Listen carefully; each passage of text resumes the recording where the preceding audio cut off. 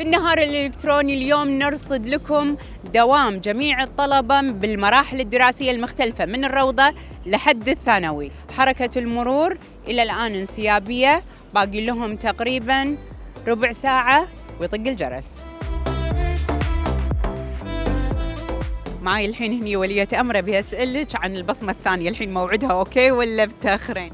والله إن شاء الله يعني اليوم مع الزحمة إن شاء الله، بس إن شاء الله ما نتأخر يعني. تعرفين الصبح دائما الزحمة بالطرق حوالين المدارس هذه، لأن أنا لاحظت هني 5 مدارس أو 4 مدارس بنفس المكان، فهذه يعني صراحة مشكلة، يعني صراحة لازم يعني يلقون لها حل بأسرع وقت. الأمانة رجال الداخلية مو مقصرين، لكن الأمر صعب. 4 مدارس وكل مدرسة فيها 3 مراحل دراسية، يعني صعبة جدا والله. عن وايد هالسنة فرق على السنة اللي طافت، مجهودهم وايد واضح، الزحمة وايد خفت، فيعطيهم ألف عافية، وإن شاء الله ما في تأخير على البصمة إن شاء الله. نلاحظ هني في سيارة واقفة علشان ينزلون العيال من مسار ما يعتبر شارع رئيسي، يحاولون ينحاشون عن الزحمة.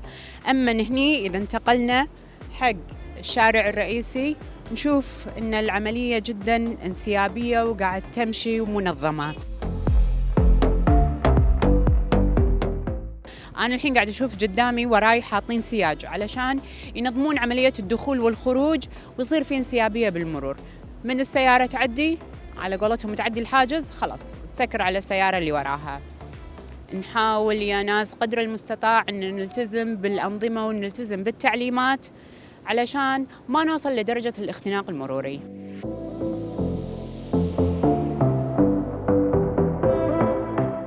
أنا في موقع أسميه مثلث برمودا، تقاطع شارع فحيحيل مع جسر الدائري الرابع. في البداية طبعاً إحنا طلعنا من صباح السالم، أخذ منا الموضوع تقريباً 15 دقيقة علشان نوصل للموقع هني. الزحمة في بداية الدائري الخامس وتنتهي هني بعنق المثلث هذا. السيارات من أقصى اليسار حارة اليسار تحاول إن هي تتجه يمين علشان تدخل السالمية، وهذا الشيء هو اللي يسبب ازدحام المرور. في أول يوم دراسي الساعة الحين 8:18 دقيقة، ما راح أسميها حتى زحمة ماشية، الشارع ماشي.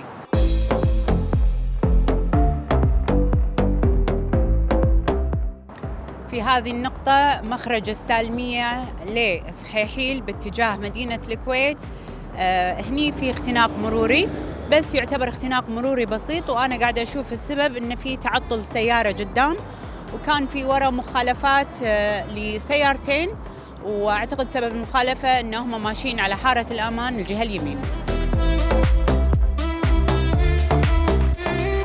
بالرصد التقريبي في النهار الإلكترونية اليوم نقدر نقول إن متوسط التأخير اللي قدرنا نحصله ونشوفه ما بين الناس يوصل من 10 دقائق لربع ساعة، بمعنى أنه هو تأخير معتاد وطبيعي. ما قصروا وزارة الداخلية بجهود رجالها وتواجد الأمن في النقاط المزدحمة في تنظيم عملية السير، شيء صراحة يثلج الصدر وينرفع لهم القبعة على النتيجة اللي قاعد تشوفونها الحين قدام عيونكم.